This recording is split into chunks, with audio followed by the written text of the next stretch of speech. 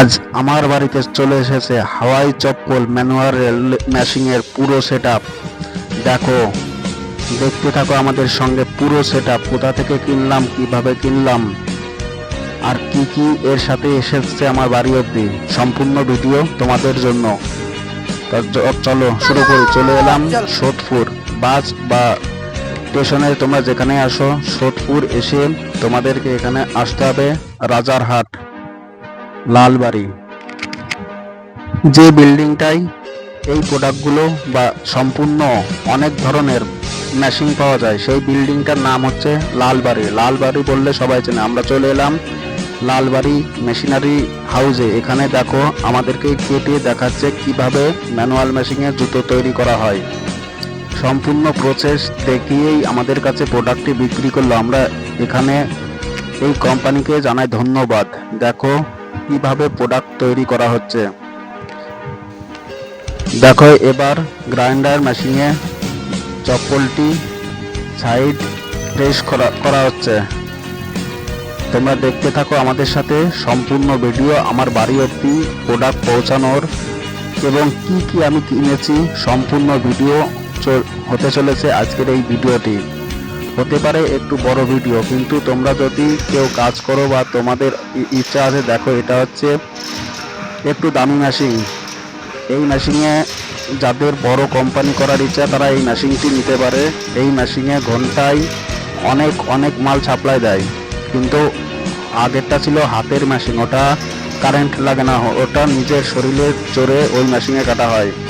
দেখো এই মেশিনেও আমাদেরকে দেখানো হলো কত সুন্দর কাটিং চলছে, কিন্তু প্রথম প্রথম যারা চালু করবে তাদের হয়তো হাত এতটা চলবে না, কিন্তু মেশিনের কাজ মেশিন করবেই। তাই দেখতে থাকো আমি কোন মেশিনটি কিনলাম। আর অবশ্যই আমি হাওয়াই চপ্পল ম্যানুয়াল মেশিনটি কিনেছি, কেননা আমার পুঁজি কম, তাই আমি প্রথমে আমার শরীরের ঘরেই আমি করতে চাই। দেখো এবার এখানে পিতেই পরানো হচ্ছে চপ্পলে। চপ্পলে পিতে পরানোর সিস্টেম দেখো কত সুন্দর। দেখো কত সুন্দর পিতে পরায়ে চপ্পলটি রেডি করানো হচ্ছে। ওয়াহ, দেখলে শুধু দেখতে ইচ্ছে করে। দেখতে দেখতে কতগুলো মালের পিতে পরানো হয়ে গেল। এখানে পিতে পরানো মালগুলো একজন রেডি করছে। যেহেতু এখানেও কোম্পানি আছে, এরা মাল রেডি করেও বিক্রি করে, তাই এদের প্রচুর কারিগর, এদের এখানে প্রচুর কাজ হয়। এখানে সব সিস্টেম দেখানো হয় যারা মেশিন কেনে তাদেরকে। তাই আমি দেখে শুনে মেশিনটি খরিদ করলাম, কেননা অনেকে মেশিন কেনে কিন্তু কাজ না জেনে মেশিন কেনার ফলে তাদের মেশিনটি আবার পরবর্তীতে বিক্রি করে দিতে হয়, তারা পারে না তাদের ব্যবসা চালাতে। দেখো এখানে আর একটা গ্রাইন্ডার, দুই ধরনের গ্রাইন্ডার মেশিন হয়। এই মেশিনটা একটু দামি, এখানেও ফিনিশিং চলছে। এবার আমার বাড়িতে চলে এলো, আমার প্যাকেট ভর্তি লোড করে মাল চলে এলো। এবার আমি মালটি খুলছি তোমাদের চোখের সামনে, তোমরা দেখতে থাকো। আমার এই ব্যাগটির মধ্যে বা এই বাক্সটির মধ্যে কি কি প্রোডাক্ট তারা পাঠিয়েছে প্যাকিং করে। হয়তো মেশিনটা বড় তাই মেশিনটা আলাদাই পাঠিয়েছে, আর এর মধ্যে সব ছোট ছোট যা জিনিস আছে, যেমন ধরো পিতে কিনেছি আমি চটির, হয়তো থাকতে পারে গ্রাইন্ডার মেশিন, হয়তো থাকতে পারে ফিনিশিং মেশিন, আর অন্যান্য যা যা লাগে।